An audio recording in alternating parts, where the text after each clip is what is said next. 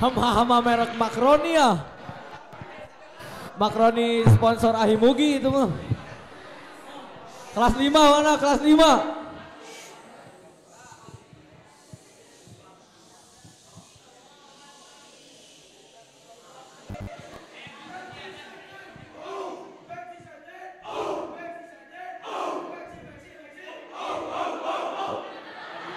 Yeah. Boleh. Tangan semuanya. Anak-anak kalau kayak gitu suka ingat sama seseorang. Seseorang siapa? Seorang yang dijuluki sebagai macan di amanah. Siapa yang dijuluki macan di amanah? Iya, siapa? Tapi nggak bisa disebutin. Bisa. Enggak Bisa. Nggak bisa. Tuh bisa. Bisa. Sok sebutin Bisa. atuh. Si Torik. Udah, berhubung kita mempersingkat waktu, kita sambut saja. Siapa penampilan kita sekarang, Ro? Ada sesi lucu-lucuan dari Oke. Ahik Kemal. Kita refresh dulu aja ya otaknya. Butak ini Agustusan, aduh. Penampilan Stand up komedi dari si Botak.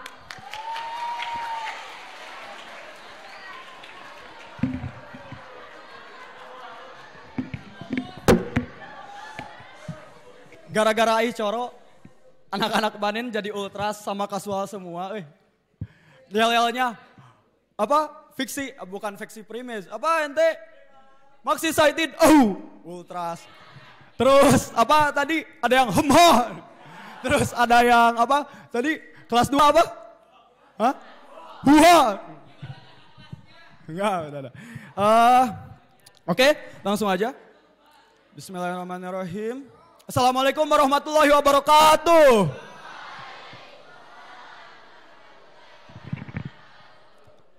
Ini gue di sini. Ini open mic pertama, perdana. Kenapa gue pengen stand up comedy, pengen lucu-lucuan, pengen tampil di sini? Karena gue itu suka banget sama Panji Pragiwaksono. Ada yang tahu? Panji Pragiwaksono. Gue pengen kayak dia. Gue pengen kayak beliau. Soalnya beliau bisa bercerita tentang hal-hal yang serius dengan diiringi atau diceritakan secara bercanda, secara lucu gitu. Makanya gue di sini pengen seperti beliau gitu, mencoba untuk berstand up komedi. Tapi selain itu, gue juga pengen jadi komika gitu. Ada cita-cita gue pengen jadi komika. Kenapa? Gue pengen banget ikut film Comic Egg. Kayak Panji Pragiwaksono. Kenapa? Soalnya ada Nikita Mirzani.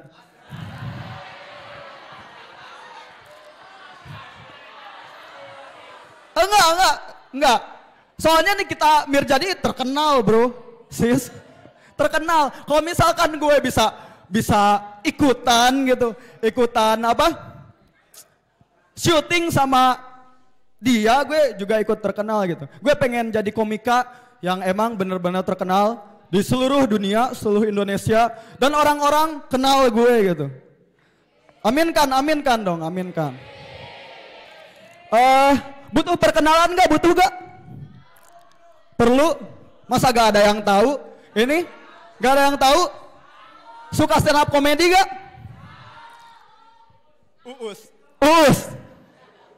Uus biasa aja. Wah, kok pada gak ketawa Kalian wibu ya, wibu? Wibu juga tahu lah, yakin. Saitama. Siapa yang gak kenal Saitama? Siapa yang gak kenal Uus gitu? Semua orang seluruh dunia pasti tahu. Emang wewen. Jujur. Gue ya panggilnya gue. Gue aja. Gue ini sering banget dibotak, sering banget. Bukan karena kabur, bukan karena berbahasa Sunda, bukan karena pelanggaran, tapi gue itu pengen. Gue itu botak karena emang keinginan gue gitu. Keinginan gue. Tapi ada hal lucu yang emang kadang bikin tersinggung gitu. Ada beberapa hal lucu, salah satunya adalah gue setiap kali botak, gue itu botak di amanah bisa sampai hitung jari kaki juga bisa kehitung lah. Hampir belasan gitu, 10 atau lebih gitu. Dan setiap kali gue botak, gue itu pasti dimirip-miripin sama orang-orang gitu. Dari kelas 1 sampai kelas 6, setiap gue botak pasti punya nama panggilan baru gitu. Contoh.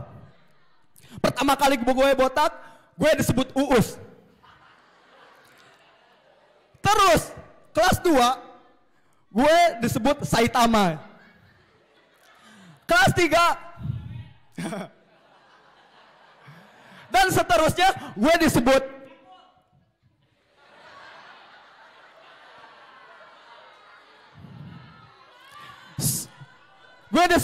Deddy Corbuzier, gue disebut Mang Wewen. Malah ada yang gak masuk ke otak, gak masuk ke akal sehat gitu. Dimiripin sama lambang Movistar.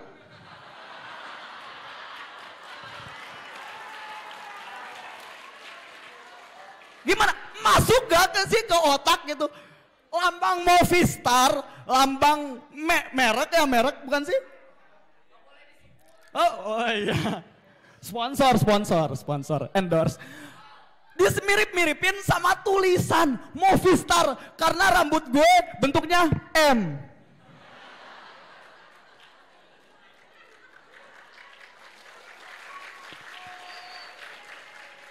Jujur, aduh. Tapi tetap gue gak tersinggung gitu. Karena gue botak, gue punya banyak nama panggilan gitu. Dan mungkin kalau dihitung, kita bisa hitung, mungkin ada 99 nama panggilan buat gue gitu. Udah kayak Asmaul Husna gitu. Mungkin kalau misalkan nanti kalian gue Hotaman gitu di sini, kelas 6 Hotaman, mungkin bisa nyanyi bareng-bareng Asmaul Husna. Jadi nadanya nada Asmaul Husna. Jadi liriknya gini. Ya Uus Saitama, ya botak, ya Dedi. Jangan-jangan itu saking banyaknya dan mungkin dihitung 99 nama panggilan, gue jadi minder gitu. Jangan-jangan nanti Hotaman bakal ada lagu khusus buat Ahi Kemal itu. Jangan-jangan itu. Dan mungkin enggak. Tapi gue gak terlalu tersinggung gitu karena nama panggilan tersebut gitu. Ada 2 hal yang bikin gue tersinggung, sangat-sangat tersinggung. Ada 2 hal yang sangat-sangat bikin gue tersinggung. Yang pertama, setiap kali gue botak, gue selalu ditanya, Mal, lima ada anta makhluk. Mal, kenapa ente botak? Mal, kunaon maneh botak wae? Enggak gini. Dan yang paling aneh, gue ditanya sama banyak ustadz gitu. Setiap salim gue ditanya, Kemal lima gak botak? Ke ustazah salim ketemu papasan, Kemal lima ada anta botak? Gitu. Padahal aneh gitu. Gue kemarin kelas 6 masuk ke sini, rambut gue panjang gitu. Rambut gue sangat-sangat panjang. Udah kayak ini apa namanya? Aktivis mahasiswa gitu. Aktivis mahasiswa. Wah, udah panjang. Masuk kelas 6 ke sini. Gue ditanya, "Kemal, kenapa ente gak dicukur? Kemal, kenapa ente belum dicukur?" Astagfirullah. Tapi pas gue dicukur baru nge. Tapi pas gue dicukur, gue malah ditanya lagi, Kemal, lima ada anta botak? Sungguh aneh gitu. Itu keanehan yang bikin gue tersinggung. Aduh. Ya jadi aneh gitu. Orang di tulisannya ada harus rapi 321 lah 321. Gue licin gitu, gue licin bukan 321 lagi 000 gitu. Bukan 321. Gue dicukur gak pakai ukuran gitu. Bukan 321. Gue lebih rapi gitu. Itu hal yang pertama yang bikin gue sangat tersinggung ketika setiap kali gue botak. Terus yang kedua, setiap kali gue botak, gue selalu ditanya sama teman gue. Pertanyaannya kayak gini, Mal, panjangan mana?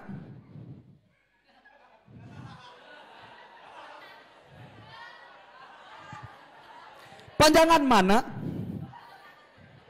Yang di atas sama yang di bawah?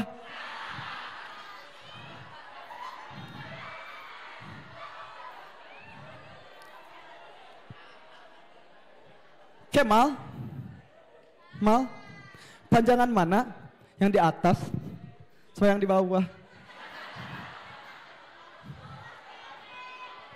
Itu pasti. Jadi bikin gue insecure banget gitu. Jadi males gitu kan, nyukurin dulu. Masa sebelum nyukur kepala wajib nyukur yang di bawah? Kan gak wajib gitu. Tapi kenapa terus-terusan ditanya sama temen-temen? Ditanya panjangan mana? Yang di atas apa yang di bawah? Masa? Jadi bagi kalian nih yang botak nih, yang mau botak, Banat mau botak kak? Enggak kan? Yang Banin, yang cowok nih cowok. Kalau misalkan kalian pengen nyukur rambut nih sampai botak licin gitu, pastikan Anda mencukur yang di bawah. Ngerti? Fahim tum?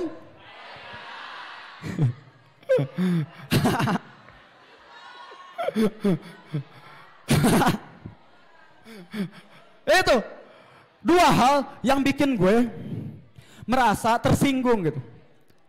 Gini, kenapa otomatis ada beberapa hal yang membuat pertanyaan tersebut dilontarkan gitu. Ada beberapa hal yang membuat hal-hal tersebut dilontarkan itu.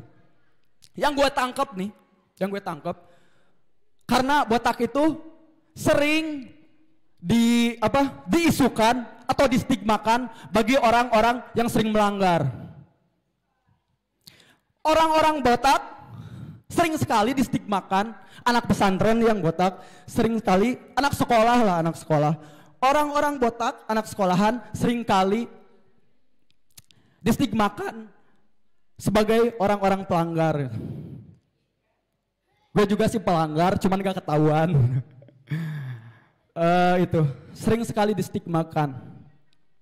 Dan gue hampir gak 10%, gue botak itu 10% karena melanggar, dan 90%-nya bisa dibilang karena gue pengen gitu. Kenapa gue pengen? Karena gue pengen gitu orang-orang sadar bahwa setiap orang memiliki pilihannya masing-masing gitu. Orang botak itu pilihan mereka gitu. Gak setiap orang botak pasti melanggar gitu. Kabur ke warnet, nonton Nikita Mirzani, Komik E. Gak semua, gak setiap orang yang botak salah satunya memiliki sifat-sifat buruk gitu. Yang gue tangkap tapi ya, kenapa pertanyaan tersebut terlontar? Ya karena itu, botak distigmakan sebagai bahwa botak itu bukan pilihan. Botak bukan pilihan. Dan gue ingin orang-orang di sini semuanya, gue ingin setiap orang merdeka. Botak karena pilihan. Karena botak tanda kemerdekaan. Merdeka.